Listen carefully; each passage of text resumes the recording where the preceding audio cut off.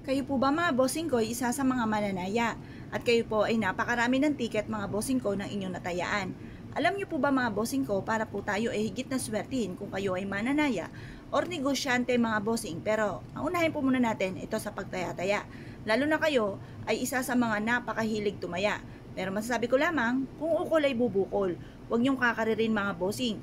At huwag niyong hayaan na ito na yung inaasahan ninyo mga bossing. Yung ba tipong hindi na kayo kumakayod at dito na ikaw nakapokus na ikaw lagi nananalangin na baka ikaw ay manalo. Huwag pong ganun, gawin niyo lang po itong libangan mga bossing.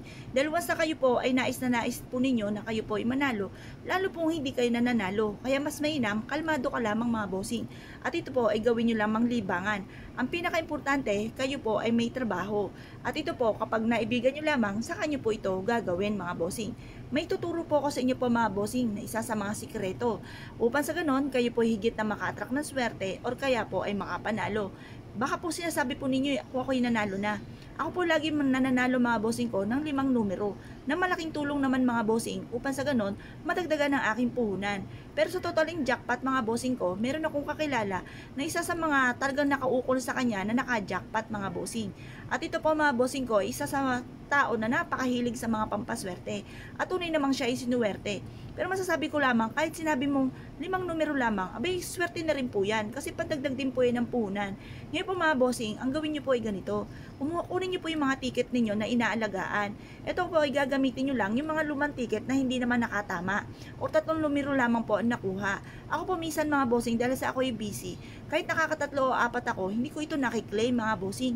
Dahil nga po kawikaan ko po, gusto ko ay 5 or kaya po ay jackpot kasi may halaga na po yun. Kumbaga pag minsan pong 4 ay parang 1,000 lamang po ito mga bossing. Ngayon, pinagsasabay-sabay ko na po itong i-claim. Pero madalas ko pong ginagawa, hindi ko na po ito napagpapalitan kung ito'y palit ticket. At ito po mga bossing ko, pinapalitan ko at nag-aano po ko ng effort kapag po ito ay nakalima ng numero mga bossing. Yan pa mga bossing, tuturuan ko po kayo para kayo po ay laging makakalima. O kaya po kung talaga nakaukol sa inyo, ay kayo po ay makaka-jackpot. Subukan nyo po ito mga bossing. Kayo po ba mga bossing ko ay nakakita mga bossing ko ng isang butiki mga bossing kagaya po nito? Pero ito po ay replika lamang.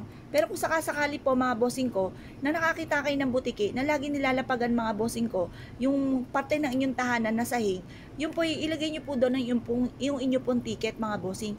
Kasi once ito po ay nadikitan po ng butiki, di ba't ang butiki po ay napakatinding kumapit. Ito po mga bossing ko ay may mga pagkamalangkit din ng kanyang katawan.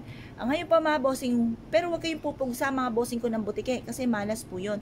Ilagay nyo lang po sa parting yun kung saan laging dumidikit ang butiki, doon nyo po siya ilalagay para kapitan kayo ng swerte. May hatid na swerte mga bossing ko ang butiki. Sabi nga po kung machechempohan ninyo na nakita nyo na ang butiki ay humalik sa lupa, ito daw po ay may taglay na swerte kapag nachempohan ninyo. Or kung nakita nyo daw po ang buntot po nito ay 2 or 3, kayo daw po ay meron darating sa inyong buhay na hindi nyo inaasahan na maaaring ikakayaman ninyo. May swerteng hatid po siya mga bossing. Yan po mga bossing, sabi po nila, kapag kayo nagdadasal at tiktik ng tiktik ang butike, sinasang-ayunan ka ng ating butike at maaaring matupad kagad ang inyong kahilingan.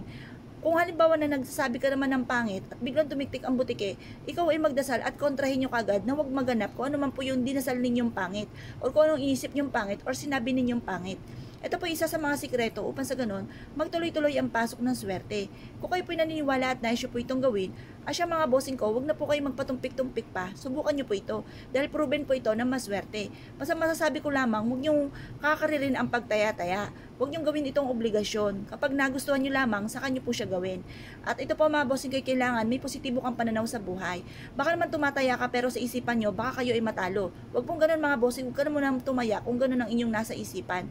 Kailangan nasa isipan nyo, panay mga magaganda at huwag kayong mag-iisip ng pangit. Subukan nyo po ito, proven po ito na maswerte. At good luck po sa inyo po lahat mga bossing.